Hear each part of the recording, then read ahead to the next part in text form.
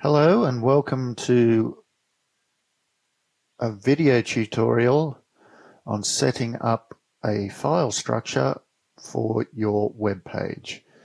Now, a very common mistake a lot of people make when they're first starting to build web pages is they just sort of dump everything in one folder and hope it all works. Now, this might be all right for the short term, but as you progress further with your web pages, you'll realize that everything gets a bit messy and chaotic. So it generally is, well, it is very important to set up your file structure from the get-go to make sure that everything has its place. So moving forward, as your website expands, it's easier to find everything. Rightio, so the tools we need to do this are very, very simple. All we really need is our File Explorer. So we're just going to go ahead and open that up now. Now, for this tutorial series, I've gone and found myself an old USB hard drive here. Just formatted it nice and clean. Now, in a study situation, more than likely you're going to have a USB drive or some sort of student drive. And in that student drive, you'll probably have whichever course you're working on. So in this case, I've just made up a bit of a fake one here, Web Course 101. So we're just going to open up that folder. And starting from here, this is going to be our course folder. So if we want to make another website, a lot of people would probably make the mistake of starting in here, creating an index file and going on from there. The problem with that is what happens when you have to make the next website after that and after that. You'll quickly have a big mess of files in here and you won't know what belongs to what. So the first thing we do is we'll right click and we will create a new folder.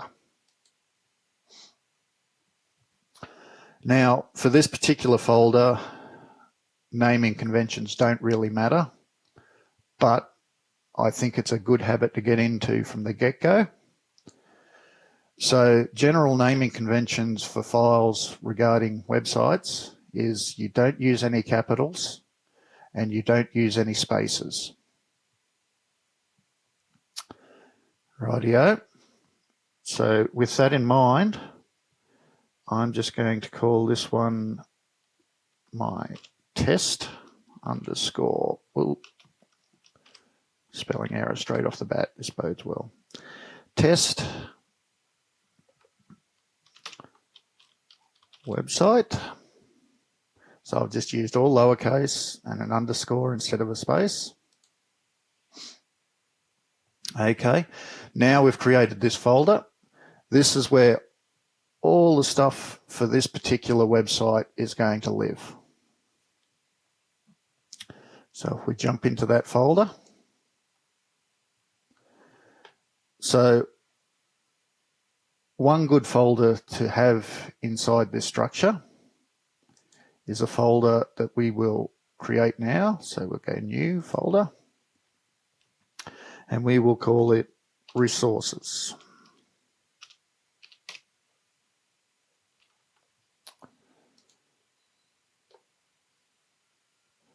Okay, now this folder,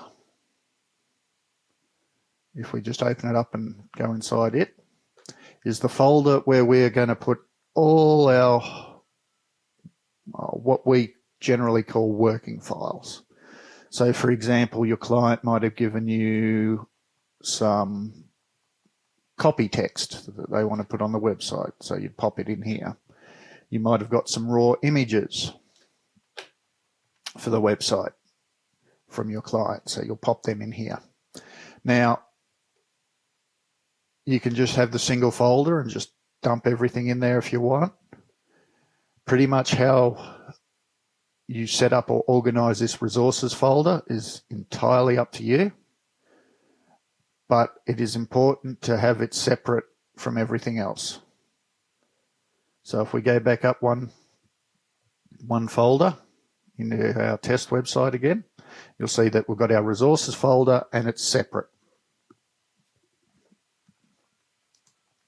So now we'll create the folder structure for our actual website. And with websites, your whole structure has to live inside one folder. So we'll go ahead and create a new folder now. And just for sake of ease, because I believe our workbook has it, we will name this folder www. So in other words, it's for our World Wide Web. Okay. So in this folder, we're going to have all the files relating to our actual website that we're going to publish to the web.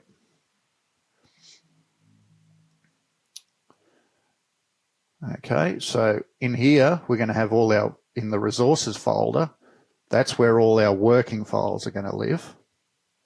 Whereas in our www folder, all our files that are going to be published to, eventually published to the internet are going to live in here. Okay, so we'll open up our www folder. Now, in here, it's generally a good idea to create a few folders just to separate the different files that we'll be using on our website. It just makes everything a little more logical and easier to follow and expand later on. So one of the folders that you're always going to have in here, well, pretty much always going to have, is, we'll go in and create a new folder. It's a folder for images. So we'll just call that images. Remember, keeping everything in lowercase and no spaces. So this folder is where all our images that we're going to use on our website will live. And we will start filling that out later, of course, but for now we'll just leave it as an empty folder. Another good folder to have in here, so we right click and go new folder, is a folder for all our style sheets, because quite often you will have multiple style sheets on a website. So we'll just call this one CSS.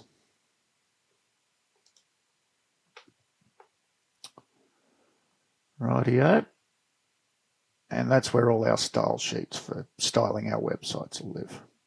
Another one, so we'll right click new,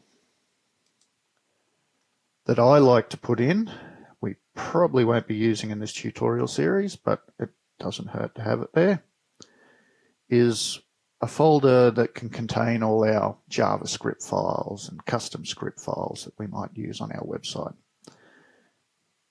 So we'll just call that one scripts. Right, so they're the basic folders that I always include when I'm building a website from scratch. Depending on how many pages your website has, you may also want to include a pages folder for your different HTML pages. But because we're only going to be building pages that, websites that have, 4 or 5 pages, I don't think it's really necessary for this structure. Okay. So we'll just quickly run back over that again. So we create our main folder that holds everything to do with our website. And inside that folder,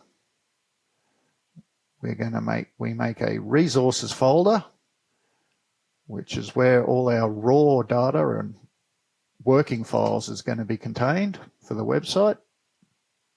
So I've got some examples in there. And then we're also going to have our www folder, which is going to be for our website itself. And in that folder, we're going to have 3 other folders, one called CSS for style sheets, one called images for all our image files, and one called scripts for any JavaScripts or different scripting files that we may have. Okay, now this is pretty much the first thing you should do when you start building a new website. Create this folder structure before you do anything else. That way you've got somewhere to put everything. Okay, I think that'll do us for this video for today.